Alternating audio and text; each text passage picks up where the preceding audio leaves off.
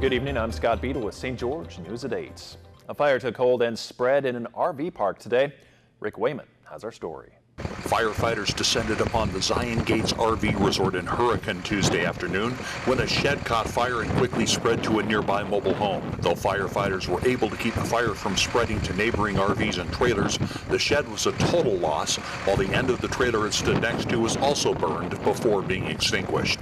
Hurricane Valley Fire Battalion Chief Merlin Spendlove says the cause of the fire is currently unknown and the fire marshal has been called in to investigate. Neighbors sitting down to lunch were the first to notice the fire and called 911. While the trailer is considered a total loss, a man sleeping inside was awakened by the fire and was able to get out with his pet dog. The trailer's other occupant, the man's brother, had left earlier that day for work.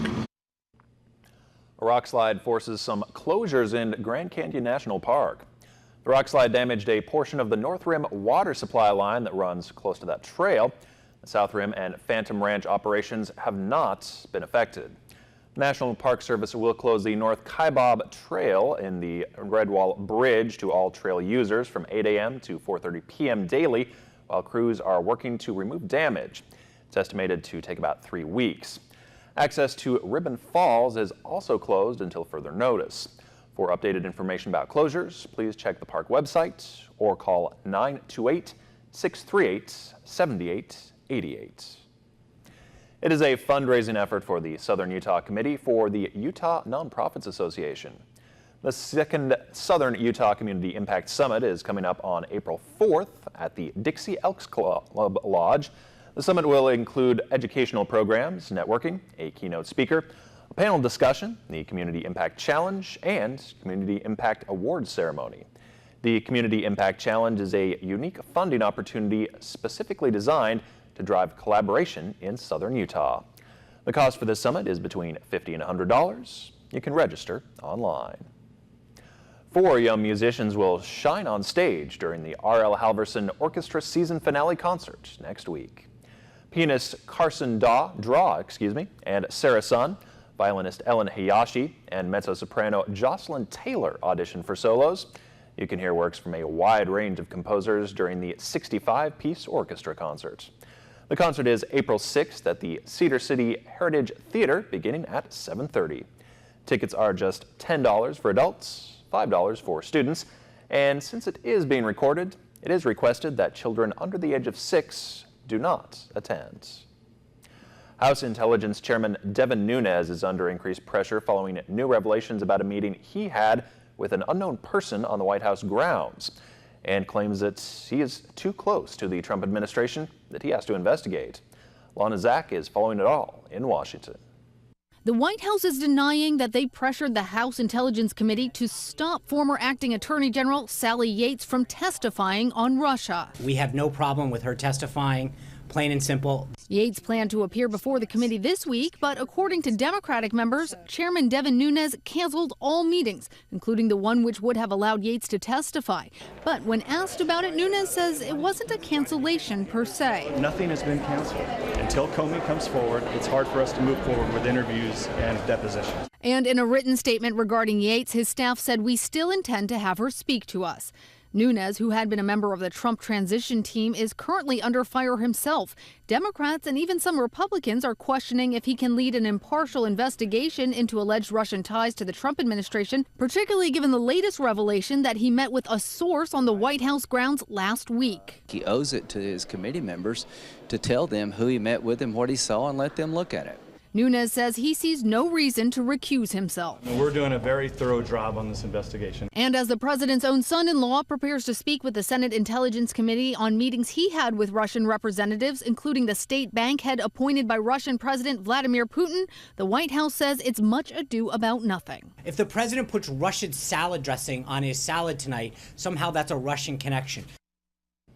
Yates was the one who told the White House that former National Security Advisor Michael Flynn had lied about contact with Russian officials. She was later fired for refusing to defend the president's first travel ban. Chief Meteorologist Chris Summers has your Southern Utah forecast coming up next.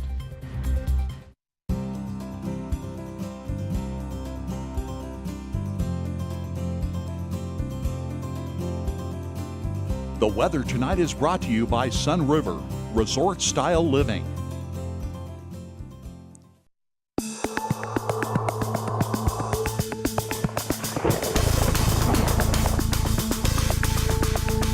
And welcome back, everyone. A good Tuesday evening to you. Temperatures out there today, not too bad around the area. Did see some sunshine, but those gusty winds around earlier today did see wind gusts as high as 40 to 50 miles per hour in some areas. But those winds have started to die down a little bit, and looks like we'll keep the winds out of here, at least the gusty winds, for your Wednesday. Lots of sunshine back in the forecast here in southern Utah. A little bit warmer, too. Temperatures should get back into the 70s in most areas. So some pretty nice weather for the middle part of the work week. Now, clouds will increase by the end of the work week, especially Thursday and late Thursday night. Could see a few showers develop across our area, too, and keeping the clouds and cooler weather around for your Friday, along with more scattered showers here in parts of southern Utah. Before your Wednesday, we're going to enjoy some nice dry weather and relatively warm weather, too, across our area. You can see from the surface map, high pressure up in parts of Nevada will bring the dry weather into southern Utah. But again, some warmer weather down to our south from Los Angeles to even Las Vegas, even Phoenix, seeing some warm temperatures once again for our Wednesday. Now, we do see another system just barely on the maps up there, right where it says Wednesday. You see a little bit of green back in the part of the forecast, especially in the parts of California and Oregon. That's the next system that's going to swing through the area. As it does, bring some rain chances back to the region by the time we get to late Thursday, and better chance really on Friday. But your day planner for your Wednesday for Cedar City, again, partly to mostly sunny skies. It's going to be a cold start to our day in Cedar City, 27 degrees around 7 o'clock in the morning. Should make it back into the upper 50s, north winds at about 5 to 10 miles per hour. For St. George in southern Utah, temperatures start in the 40s. Again, mainly clear skies out there for 7 o'clock in the morning. We should get back in the low 70s. We'll go for a high of 73 degrees.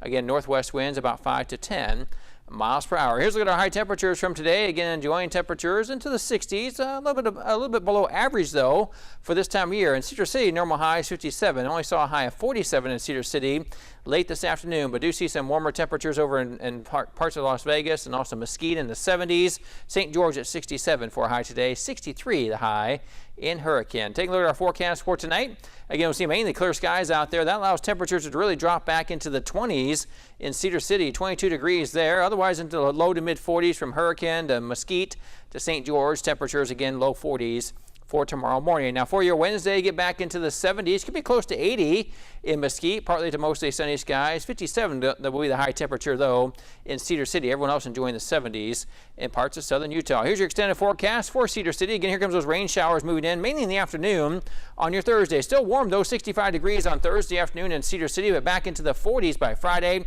Weekend looking pretty good, though, upper or mid 50s by Saturday, but low 60s by Sunday. And taking a look at our forecast for southern Utah and St. George. Again, we're seeing temperatures in the 70s for your Wednesday. I think some little bit of rain moves in late in the day Thursday. A much better chance overnight Thursday into Friday. 76 on Thursday. Then we drop back into the low 60s by Friday. Weekend looks pretty good, though, right now. We'll go back into the 70s in southern Utah with lots of sunshine on Saturday and Sunday. Yeah, very nice way to start out April there. Yeah, definitely a nice way to start with our April, and we're going to look like some temperatures back above average for a few days. We like to see that, too, for sure. Yeah. Thanks, Chris. Up next, talk about horsepower.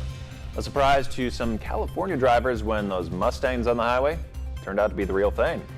That's coming up when St. George News at 8 returns.